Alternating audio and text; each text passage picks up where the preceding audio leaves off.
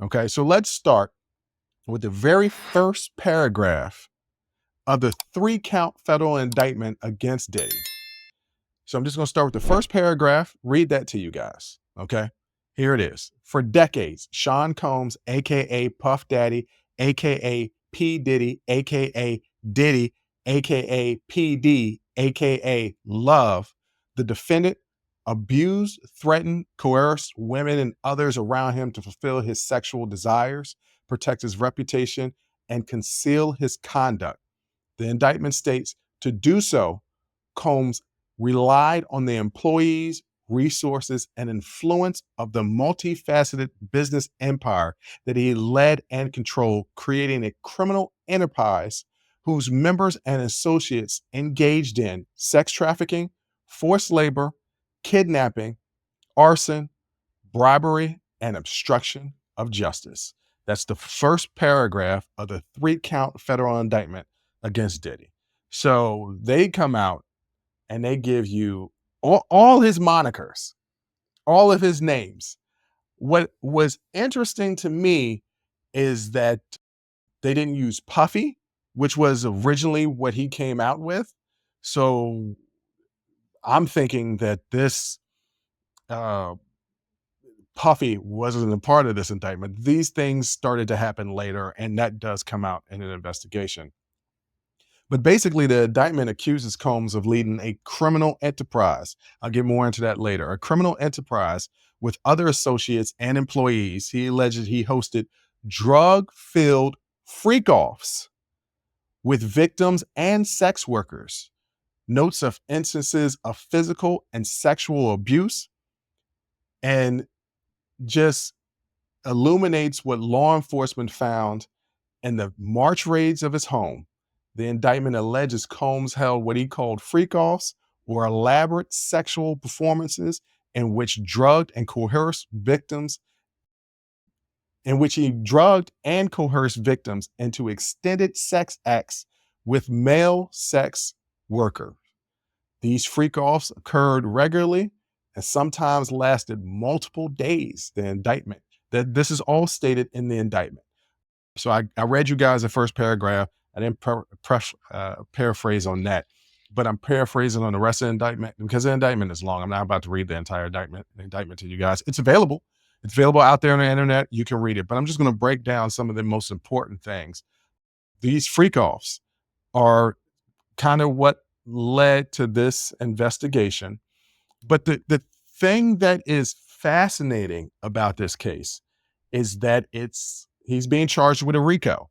Now, a lot of people out there would be like, well, a RICO, isn't that for mobsters? Not necessarily, right? So I'm going to give you what the RICO predicate actually is. The Racketeering, Influenced, and Corrupt Organizations Act, also known as the RICO Act, is a United States federal law enacted in 1970 to combat organized crime. It allows for extended criminal penalties and civil cases of action for acts performed as part of an ongoing criminal organization. Under RICO, it is illegal to acquire, operate, or receive income from an enterprise through a pattern of racketeering activity.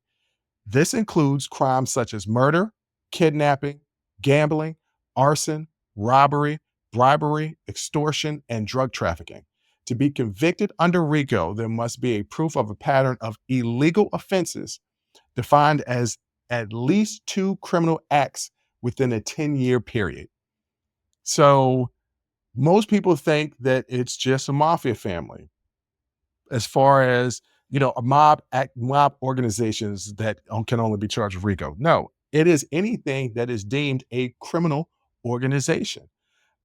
And it follows along that this RICO is if you've made money off of a criminal organization, and the criminal activities are vast, murder, kidnapping, gambling, arson, robbery, bribery, extortion, drug trafficking. And I'm going to assume also sex trafficking. You can be charged under a RICO predicate. I know I've read of some cases, especially in Vegas, where they try to get a bunch of pimps, say that they all work together and charge them all under a RICO predicate.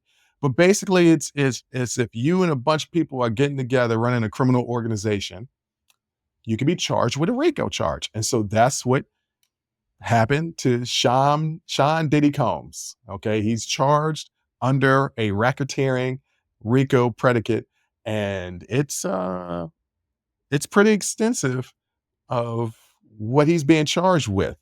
But let me give you a little bit more details on the case. He was arrested on September 16th, 2024 in New York City. The charges, I've broken them down, but let's break it down again because it was a three-part indictment. And the three-part indictment, basically, he's charged with racketeering, sex trafficking, and transportation to engage in prostitution. Those are the three charges that he's being charged under this racketeering RICO predicate. If you like that clip, go ahead and hit that like button. Don't forget to subscribe to catch up on all of our latest content. Don't forget to hit the notification button when you do subscribe so you can get updated every time we release content. We release content every day, whether it's an actual show or clips from the shows. So go ahead and subscribe, like, comment. Also, don't forget our Patreon page where you can find our Talking Straight-ish and After Hours Uncensored episodes. That's patreon.com/Unsolicited Perspectives. But once again, thank you again for listening to Unsolicited Perspectives. I'm your host, Bruce Anthony, and I'm going to catch you next time. I'll holla.